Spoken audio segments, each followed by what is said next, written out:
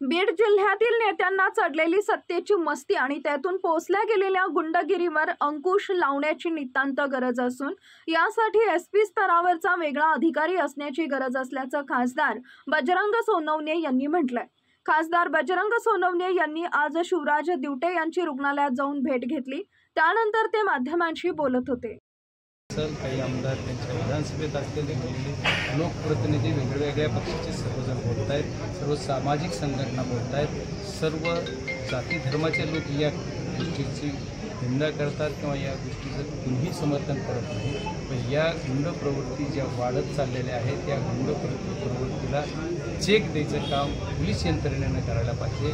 आणि माझी आज तुमच्या सर्वांच्या माध्यमातून तमाम महाराष्ट्राच्या जनतेला पण सांगायचे आणि महाराष्ट्राच्या मुख्यमंत्री गृहमंत्री असल्यामुळे त्यांना विनंती करायची, या जिल्ह्याचे पालकमंत्री म्हणून अजितदादा पवार साहेब आहेत त्यांना पण विनंती करायची की परळी पॅटर्नमध्ये जे काही विषय चाललेला आहे त्याच्यासाठी एक विशेष अधिकारी SP लेवलचा एक वेगळा अधिकारी या क्राईमसाठी नेमला पाहिजे, तरच बीड जिल्ह्याची कायदा व सुव्यवस्था पूर्ण पदावर येईल असं वाटते।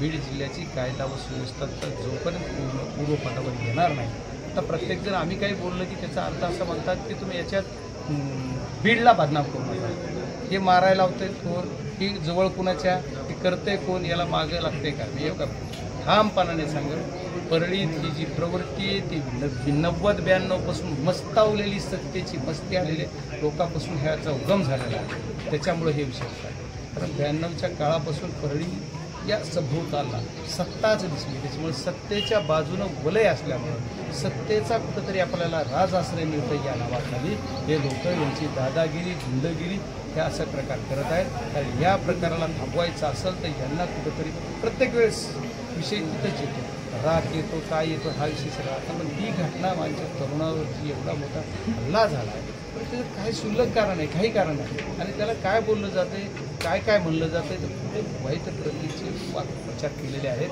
त्यांना पण काय करायचं याच्यावर निर्णय केलेलं। त्याच्यामुळं या प्रकार थांबवायचा असेल तर बीड जिल्ह्यातील परळी हेडक्वार्टर करून एक त्या IS लेवलचा अधिकारी SP लेवलचा जे काय अधिकाऱ्याची नियुक्ती केली पाहिजे।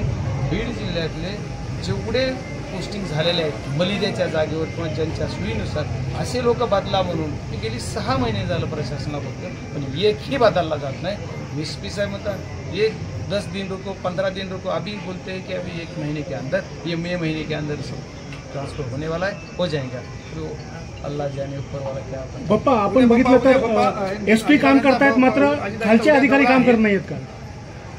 SP काम करतात, SP काम करतायत मात्र खालचे अधिकारी कुठतरी काम करण्याचं दिसतंय का? नाही, SP साहेब काम करतात याच्यावर माझं दुमत नाही किंवा आक्षेप नाही आहे। माननीय SP साहेबांना माझी विनंती आहे, मी त्यांना वारंवार बोललेलो आहे। ही घटना घडली, मला 11:15 वाजता रात्री जसा व्हिडिओ बघायला मिळाला तसा मी SP साहेबांना मेसेज केलेला। SP साहेब खूप चांगलं काम करतात म्हणून बऱ्याच वेळेस बोललो, बरं या मॅटरमध्ये SP साहेबाचा सिंगल रिप्लाय आला नाही तर प्रत्येक गोष्टीत रिप्लाय येईल। कलेक्टर साहेबसुद्धा आत्ता नवीन आलेत, मी त्यांचंसुद्धा कौतुक करेल की त्यांनीसुद्धा दिसतं की प्रत्येक वेळेस अटेन्शनमध्ये आहे, कारण मला काय कोणी अधिकाऱ्याची बाजू घ्यायची किंवा विरोध घ्यायचा हा विषय नाही किंवा विरोध करायचा। जो अधिकारी काम चांगलं करतो, पण SP साहेबांना मी मेसेज केलेला, जो जसा मला आलेला व्हिडिओ पाठवला त्याच्यावर त्यांचा सिंगल रिप्लाय आत्तापर्यंत आला नाही। मी त्यांना देऊन सुद्धा 36 ते 38 40 घंटे झाले, त्यांना व्हिडिओ पाठवला, त्याच्यावर काय अशी माहिती सांगितली जात नाही। त्याच्यामुळे SP साहेब काम करतात त्याच्यावर आमचं दुमत नाही किंवा त्याच्यावर आक्षेप नाही, पण जे लोक खाली बसलेले आहेत पोलीस स्टेशनला, विशेषतः परळीतले हे सर्व लोक बदलल्याशिवाय परळी तालुका शांत होणार नाही। आणि जे लोक आता इथं सुद्धा येऊन काही लोक यांना पण त्रास देत आहेत, मी आत्ताच SPंना आणि त्यांना सर्वांना इथून तुमच्याकडे गेलो की सांगणार आहे, कारण रात्री 1:30 वाजता येऊन कुणीतरी दरवाजा वाजून आणखी परत दादागिरी करतायत। या मुलाला सुद्धा कुणीतरी सांगितलं की आमचा मुलगा याच्यात नाही आहे, व्हिडिओमध्ये जेवढे दिसतात तेवढे ओळखून त्यांनी पोलिसांनी कारवाई केलेली आहे, आणि जर का कुणी मस्तावलेवणी करल तर त्याला एकालाही सोडू देणार नाही, एवढा माझा शब्द सर्वांना। उद्या अजितदादांचा दौरा आहे, या संदर्भात आपण अजितदादांनी भेटण्याचा बोलणार काय? मी जर SP साहेबांनी पोलीस यंत्रणेनं आज आज संध्याकाळी 5 वाजेपर्यंत योग्य ती कारवाई नाही केली तर उद्या बीड जिल्हा बंदची हक्क देणार आहे. त्याचा निर्णय